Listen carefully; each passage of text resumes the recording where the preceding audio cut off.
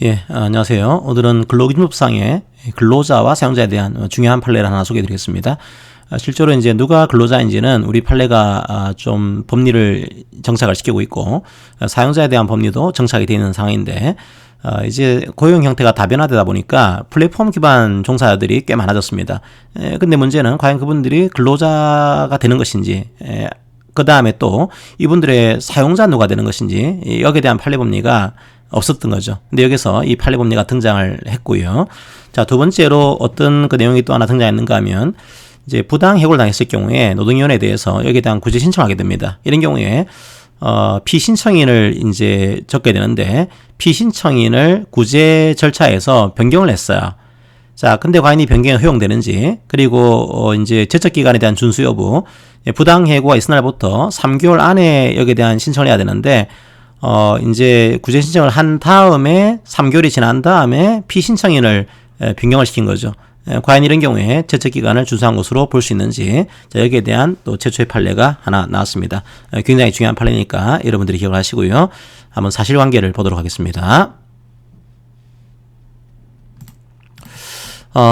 사실관계가 굉장히 복잡하기 때문에 여러분들이 이 사실관계를 잘못 이렇게 보시게 되면 늪에 빠질 수가 있어요. 그래서 두 가지만 여러분들이 중점적으로 보시면 되겠습니다. 첫 번째로, 과연 이 플랫폼 종사자분이 근로자인가? 이 문제 하나. 자, 두 번째로, 만약에 이분들이 근로자라고 한다면, 자, 이분들의 사용자 누가 되는 것인지, 여기에 포커스를 맞춰가지고 이 사례를 보시면 도움이 될 것 같습니다. 자, 지금 뭐 계약 주체가 여러 명이 나옵니다. 그러니까 헷갈릴 수 있어요. 자, 어떻게 되어 있는가 하면 계약의 주체가 이제 S카, 소카라고 하죠. 그죠? 소카, 자동차 대여를 하는 소카가 있었고, 그 다음에 소카가 이제 타다라고 하는 이제 운영 서비스를 이제 운영을 했습니다. 그러니까 요 자회사 100%를 이제 100% 자회사를 이제 인수를 해서 여기서 앱을 개발하고 이 앱을 통해서 이제 차량하고 운전기사를 대여하는 그런 서비스를 이제 한 거죠. 자, 이걸 하기 위해서 이 자동차 대여 업체인 소카하고 협력업체는 이제 인력 공급업체입니다. 이 업체가 운전 용역 계약을 체결했습니다. 그러니까 프리랜서 드라이버를 공급하는 이런 계약을 체결했고요. 단지 이제 이분들의 임금이라든지 업무 내용 이런 것들은 S가 결정하는 이런 구조가 되어 있습니다. 그리고 이제 요 소카하고 이 자회사 같은 경우에는 앱 관련된 그런 서비스 운영 업무를 계약을 체결을 했고요. 각종의 앱 운영, 이용자 모집이라든지 대금 결제와 수령 이런 것들은 이 자회사로 운영 업무를 맡긴 거죠.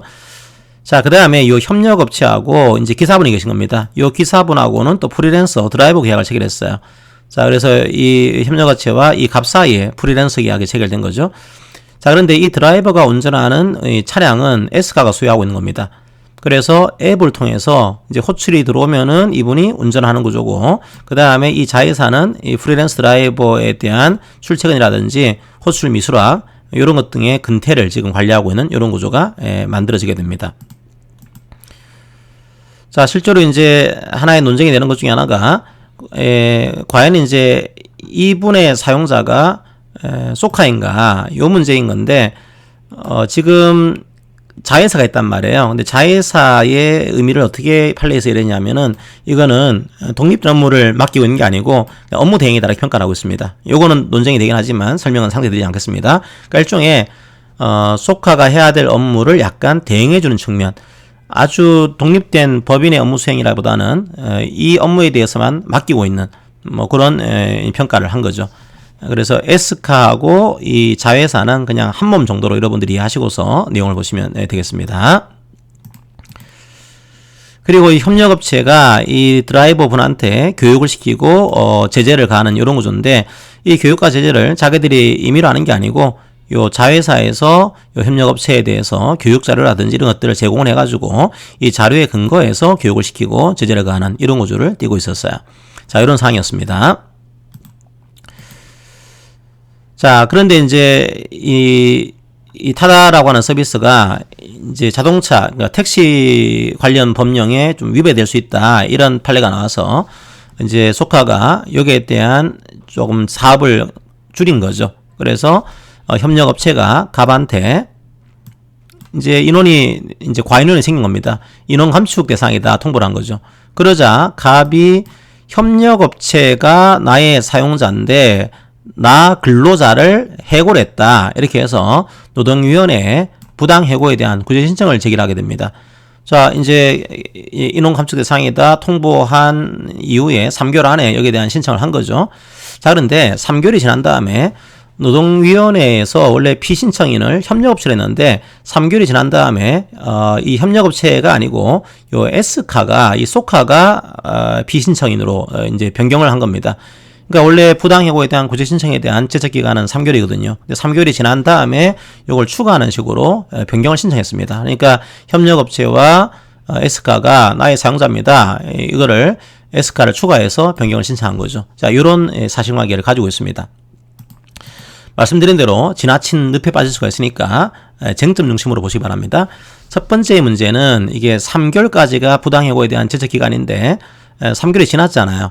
지난 경우에 피신청인의 추가 변경이 허용되는지. 자, 첫 번째 문제는 과연 피신청인을 이제 신청을 했는데 신청한 다음에 추가한 거죠. 여기에 허용되는지 문제 하나. 두 번째로 이 케이스 보니까 처음에 협력업체를 상대로 한 것은 3개월 안에 이루어졌지만 S카로 바꾼 것은 3개월이 지난 다음에 변경을 했거든요. 그러면 제적기간이 3개월인데 3개월이 지나간 거 아니냐 이게. 과연 제적기간을 준수한 것인지에 대한 여부, 여기에 대한 판단 어떻게 봐야 될 것인지. 자, 여기에 대한 판례가 하나 등장했고요. 이것도 중요한 판례입니다. 자, 두 번째 문제는 지금 이제 프리랜서 드라이버예요. 그러니까 이분은 지금 협력업체랑 프리랜서 계약을 체결한 사람인 겁니다. 그러다 보니까 부당해고에 대한 구제 신청을 제기하기 위해서는 근로기준법에 새겨하는 근로자가 돼야 됩니다. 과연 그럼 이분이 근로자가 맞는 거냐? 이 문제 하나가 있고요. 두 번째로는 만약에 이분이 근로자라고 한다면 이분과 계약을 체결한 사용자 누군 거냐 이거죠. 협력업체가 아니라 지금 소카가 될 수 있는 거냐. 계약을 하지 않았잖아요. 그죠? 근데 과연 소카가 될 수 있는 것인지. 자, 여기에 대한 판단 기준. 그러니까 일종의 온라인 플랫폼에 종사하는 분들의 근로자성의 문제 하나. 두 번째로 워낙 계약 관계가 플랫폼에 대한 것들은 다양하다 보니까 누가 사용자인지가 모호한 측면이 있습니다. 과연 그러면 이 소카가 이분의 사용자 될 수 있는 것인지 여기에 대한 문제 하나. 그 두 가지가 중요한 쟁점으로 성장한 케이스로 볼 수가 있습니다. 자, 그렇게 하시고 이 판례를 보시면 좋으실 것 같아요. 아주 중요한 판례입니다. 첫 번째로 이것도 제가 볼 때는 처음 나온 판례 같아요. 이 판례가 과연 이제 피신청인의 추가 변경이 허용되는 것인지. 그러니까 원래는 협력업체를 상대로 인력 공급업체를 상대로 해서 신청했다가 이제 소카로 이거를 추가 변경을 한 거죠. 과연 허용되는 거냐라고 했더니 허용된다라고 보겠습니다. 허용된다. 단지 이게 무한정 허용되는 게 아니고요. 처음 신청한 그 불이익 처분을 다투는 범위 안에서. 그러니까 여기서는 이제 부당해고에 대한 걸 다투잖아요. 그러면 부당해고에 대한 범위 안에서는 이제 여기에 대한 추가 변경이 허용된다. 이렇게 하고 있습니다. 그러니까 추가 변경이 허용되지만 무한정 이루어진 건 아니고 구제 신청의 대상이 된 불이익 처분을 다투는 범위 안에서 허용되는 것으로 해서 너무 지나치게 넓어지는 것을 좀 방지를 하고 있습니다. 어쨌든 피신청인의 추가 변경이 허용된다라고 하는 중요한 법리를 내세웠고요. 왜냐하면 이 내용 자체가 우리 그 법에 안 나와 있어요. 과연 신청한 다음에 이 피신청인을 추가하고 변경하는 것이 허용되는 거냐 이게 없다 보니까 판례상으로 이제 얘기를 하고 있는 거죠. 중요한 판례입니다. 자, 그러다 보니까 이게 추가 변경했을 경우에 부당해고 당한 날부터 3개월이 지난 거 아니냐. 3개월이 지나게 되면은 제척기간이거든요. 요거는 이제 권리의 존속기간입니다. 이 3개월이 지나게 되면 아예 이 권리가 사라집니다. 그럼 제척기간을 지킨 거냐 그랬더니 제척기간의 준수 여부는 최초 구제 신청이 이루어진 시점을 기준으로 판단하겠다는 거죠. 그러니까 최초에 신청을 하고 지금 3개월이 지나갔지만 사실은 최초의 3개월 안에는 구제 신청이 들어간 거죠. 자, 이런 경우에는 제척기간을 준수한 것으로 인정해 주겠다는 거죠. 나중에 추가 변경했다고 하더라도 이 추가 변경한 시점이 3개월을 초과했다고 하더라도 처음 신청한 그 시점이 3개월 안에 있다고 한다면 제척기간을 준수한 것으로 인정해 주겠다. 그게 이제 판례의 시각이 된 겁니다. 자, 이유를 여러 가지로 얘기하고 있습니다. 첫 번째 문제는 노동위원회 자체가 원래 신속하고 간이하게 경제적으로 좀 권리 구조를 도모하게 한 겁니다. 오히려 근로자의 권리를 도모하기 위해서는 이런 것들이 바람직한 거죠. 그 다음에 실제로 신청할 때 누가 사용자인지가 모호한 측면이 있습니다. 현대의 고유 형태는 다변화되고 있는 거죠. 그러니까 처음에 정확하게 나의 사용자가 누구다 이걸 정확하게 알면 좋겠지만 그렇게 특정하기가 어려운 측면이 많습니다. 자, 그런데 이걸 모르고 나중에 피신청인을 바꿨다고 해서 이걸 인정하지 않게 되면은 오히려 근로자는 더 힘들어지는 거죠. 따라서 이제 그러한 경우일수록 오히려 구제 절차를 이용할 필요성이 더 큰 겁니다, 이게. 그래서 이제 이 판례를 내세웠고요. 그 다음에 노동위원회 같은 경우에는 이제 직권적인 측면이 있습니다. 이게 직권정서라든지 또 심무 과정에서 실적인 사용자가 밝혀진 경우가 있단 말이에요. 그럼 실적으로 사용자가 누구지 몰랐지만은 노동위원회의 과정에서 밝혀진 겁니다. 이랬는데도 불구하고 채직기간이 끝났으니까 인정할 수 없습니다. 라고 하게 되면 신속하고 간이하게 경제적으로 이걸 해결해 주겠습니다. 이런 절차를 둔 취지와 목적이 달성이 안 되는 겁니다. 인정을 해줘야 된다는 거죠. 자, 물론 이런 경우에 무한정 넓어지는 걸 막기 위해서 추가 변경은 최초의 구제 신청이 대상이 된 불이익 처분을 다투는 범위 안에서만, 그러니까 여기서는 이제 부당 해고에 대한 걸 다퉜기 때문에 부당 해고에 대한 그 범위 안에서만 인정하겠다. 그렇게 얘기를 하고 있습니다. 자, 그래서 새로운 피신청인에게도 그런 주장의 기회를 충분히 부여하도록 그렇게 얘기를 하고 있습니다.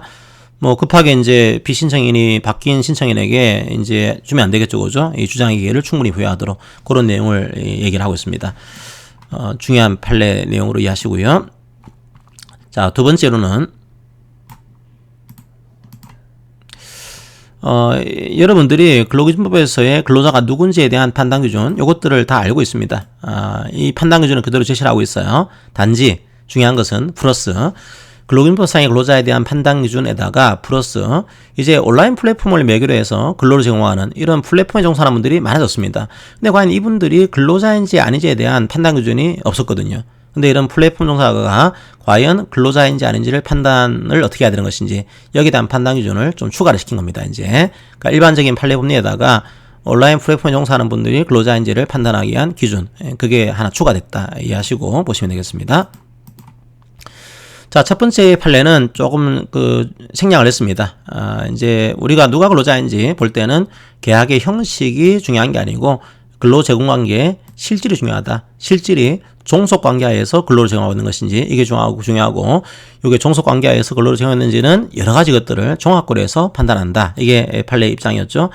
그리고 부가적으로 뭐 기본급이나 고정급 혹은 이제 그 사회보장제도의 문제, 그 다음에 근로소득세 문제, 이런 것들은 사용자가 임의로 정할 여지가 크기 때문에, 이게 인정이 안 된다고 해서 근로자성을 쉽게 보정해서는 안 된다. 이런 식의 일반 법리가 이미 존재를 하고 있습니다. 자, 그런데 이걸만 가지고서는 온라인 플랫폼에 종사하는 분들이 근로자인지 이 부분들이 명확하지가 않은 거죠. 그래서 여기에 대한 판례를 추가를 시킨 겁니다. 자, 추가된 판례예요. 그런데 온라인 플랫폼을 매개로, 그러니까 온라인 플랫폼의 정의를 내리고 있습니다. 노무 제공 관련해서 둘 이상의 이용자 간의 상호작용을 위해서 전자적인 정보 처리 시스템을 말하는 거죠. 이게 온라인 플랫폼이에요. 자, 요걸 매개로 하고 있습니다.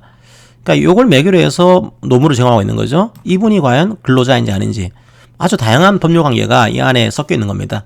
이런 경우에는 일반적인 그 사업장의 근로자성을 이렇게 보는 게 아니고 노무 제공자와 노무 이용자가 그러니까 온라인 플랫폼을 통해서 연결이 되고 있는 거죠. 그러니까 실제로 이런 구조는 계약을 체결할 필요가 없는 겁니다. 직접적으로 근로계약 체결에 대한 그런 이 필요성이 떨어지는 거죠. 그걸 좀 보자 이거죠. 이 사업구조 자체가 아니 근로계약이 없으니까 이분은 근로자가 아닌 거 아니냐라고 했더니 원래 온라인 플랫폼을 매개하는 것이 직접적으로 개별적인 근로계약을 맺을 필요성이 적다는 거죠. 이걸 고려하는 겁니다. 그 다음에 일을 배분하거나 수행 방식을 결정할 때 이게 뭐 일반 사업장처럼 사업자가 이렇게 저렇게 하세요 지시하는 구조가 아니고 알고리즘으로 이게 움직이는 경우가 있는 겁니다. 그리고 이 안에 굉장히 다양한 복수의 사업 참여자가 관여하고 있어요. 자, 이런 노무관리의 특징이 있는 겁니다. 이게 우리가 전통적으로 1대1 누가 사용자인 것이고 누가 근로자인 것이냐 보통 1대1의 구조를 가지고서 지시자가 명확하고 이걸 따르는 사람이 명확한 구조인데 온라인 플랫폼은 그렇지 않다는 거예요. 이런 사업구조, 일의 배분과 수행 방식 결정에 작동되는 알고리즘, 이제 복수의 사용자가 관여하는 사업 참여자가 관여하는 노무관리의 특성, 요것들을 적정하게 요 일반 법리에 적용을 하라는 겁니다. 그러니까 일반 법리에다가 여기에다가 이런 온라인 플랫폼의 특성을 조금 고려해가지고 적용할 필요가 있다. 이런 중요한 판례가 등장을 하게 됩니다. 판례 법리가 하나 좀 확장이 된 거죠, 이제. 자, 그 다음에 또 하나 온라인 플랫폼에 종사하는 분들의 중요한 지점은 이분이 근로자인 거냐 아닌 거냐 이것도 중요하지만 또 한 측면은 누가 사용자인 거냐 이 문제 거죠. 이분이 근로자라고 하더라도 도대체 이분의 사용자 누가 되는 것인지 아주 복잡한 것을 띄고 있습니다. 아까도 봤지만 협력업체는 이분들에 대해서 뭐 교육을 시키고 있고요. 그 다음에 자회사 같은 경우에는 그 앱을 통해서 또 관리를 하고 있는 구조고 실제로 이 모든 것들을 총괄하고 있는 것은 소카가 되는 구조입니다. 그럼 도대체 이 3자 중에서 누가 사용자인 것이냐 이것도 문제가 되겠죠. 자, 그때 우리 판례는 자, 누가 사용자인 것인지, 자, 이걸 판단할 때도 뭘 보라고요? 계약의 형식을 보지 말라는 거죠. 사실은 계약 형식 보게 되면은 해결이 안 돼요. 근로계약을 체결한 적이 없습니다. 자, 이걸 보지 말라는 거죠. 역시 마찬가지로 실적인 근로관계. 자, 실질을 보겠다는 거죠. 실적인 관계를 기준으로 해서 판단할 건데, 판단 기준은 아까 누가 근로자인지 판단하기 위한 그런 요소들을 그냥 종합고려하는 겁니다. 그러니까 실제로 자, 근로자성을 판단하기 위한 기준과 누가 사용자인지를 판단하기 위한 기준이 중첩이 되어 있는 이런 판례 법리 구조를 띄고 있습니다. 즉 누가 근로자인지 판단하기 위한 그 기준을 가지고서 누가 사용자인지도 동시에 보게 되는 이런 구조를 띄게 되는 거죠. 자, 그렇게 여러분들이 중요한 판례 법리가 나왔으니까 하나 기억하시고 보시면 좋을 것 같아요.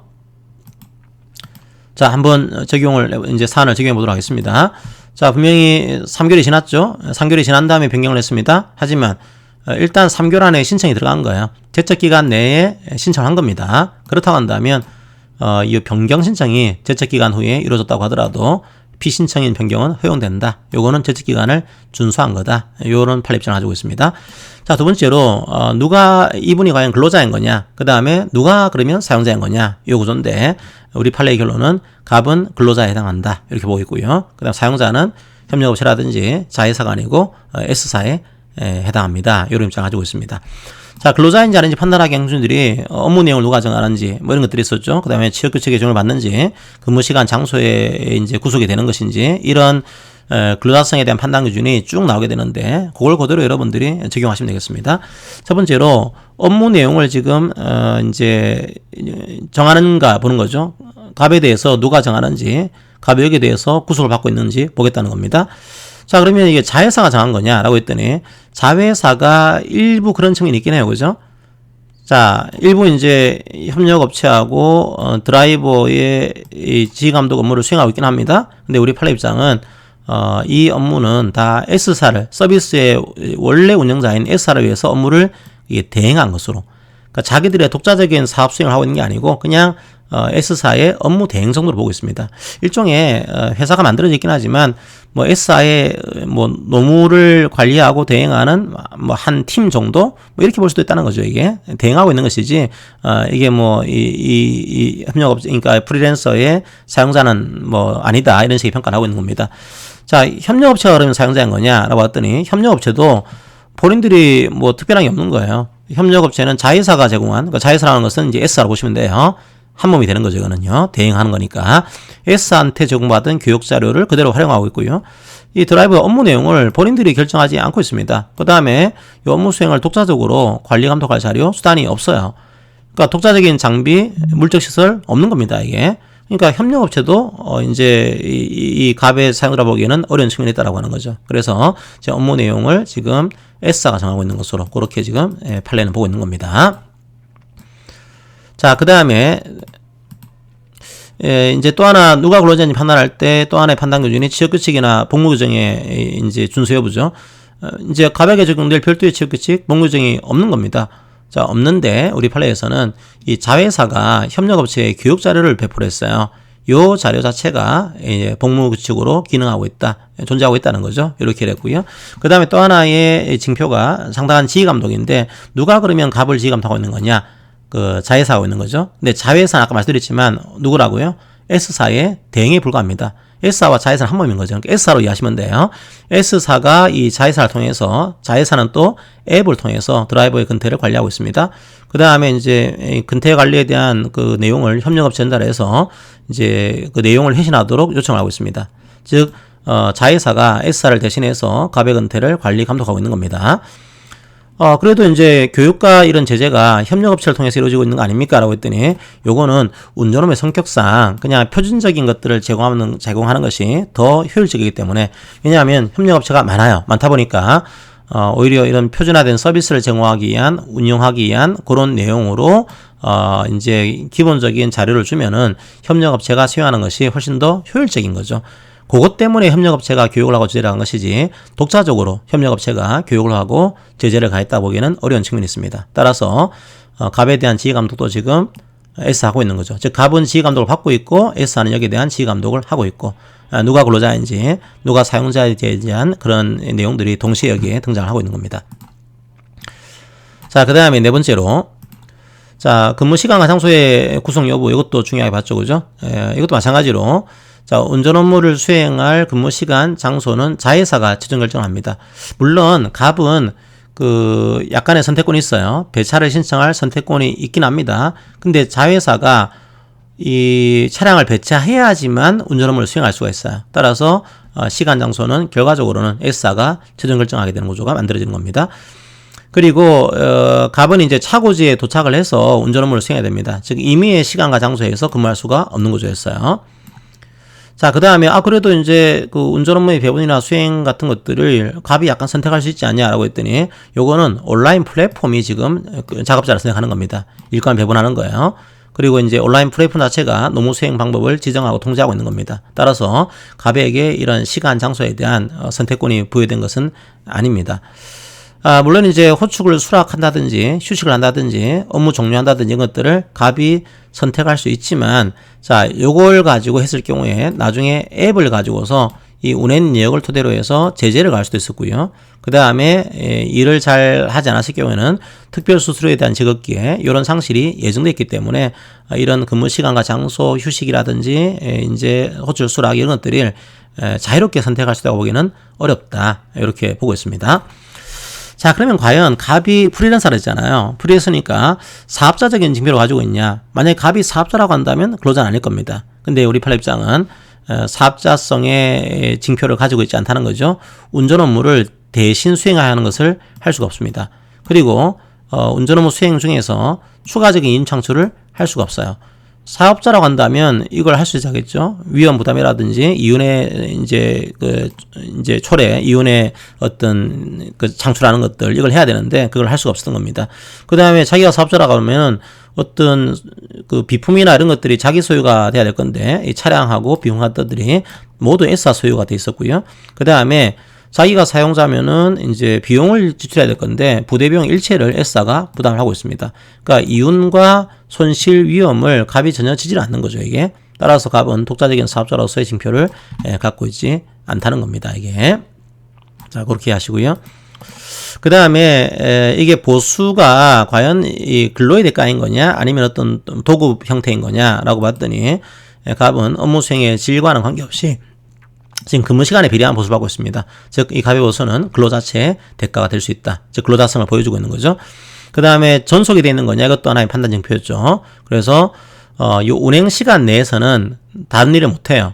그러니까 기사까지 포함된 차량을 대한 서비스, 여기에 운전 업무만 수행할 수 있기 때문에 이제 시간이 짧긴 하지만 전속성이 낮다고 보기는 어렵다. 이것도 충분히 뭐 전속성을 인정할 수도 있다. 이런 판례를 얘기하고 있고요. 그 다음에 부수적인 징표가 있었죠. 뭐 기본급, 고정급, 근로속세 이런 것들, 이런 것들을 지금 안 하고 있지 않습니까? 라고 했더니, 아니, 이건 원래 온라인 플랫폼을 매개로 한 그런 노무 적용의 특성이다. 그러니까 기본급이 없다는 이유만으로, 소득세를 원천징수를 하지 않았다는 이유만으로 이분이 근로자가 아닌 거냐? 요거는 온라인 그 플랫폼의 특성이기 때문에 여기에 큰 의미를 두기는 어렵다라고 얘기를 하고 있습니다. 뭐 역시 우리 일반 판례 법리가 큰 의미를 부여하고 있지는 않죠. 특히 온라인 플랫폼에서는 더 큰 의미를 부여하기는 어렵다, 이렇게 얘기를 하고 있습니다. 자, 결론적으로 그래서 이 운전기사분은 근로자가 맞고, 그러니까 이분의 사용자는 협력업체나 그 다음에 자회사가 아니고, 자회사는 업무를 대행하고 있는 거예요. 요 자회사랑 업무에 대한 대행계약을 체결한 S사가 이분의 사용자다. 여기에 대한 중요한 판례가 나온 겁니다. 그리고 채책기간은 준수를 했다, 이렇게 정리를 했습니다. 뭐 상당히 중요한 판례예요. 반드시 기억하시고 뭐 시험장에 들어가시길 바랍니다. 예, 수고하셨고요. 오늘 강의는 이렇게 마무리하도록 하겠습니다. 감사합니다.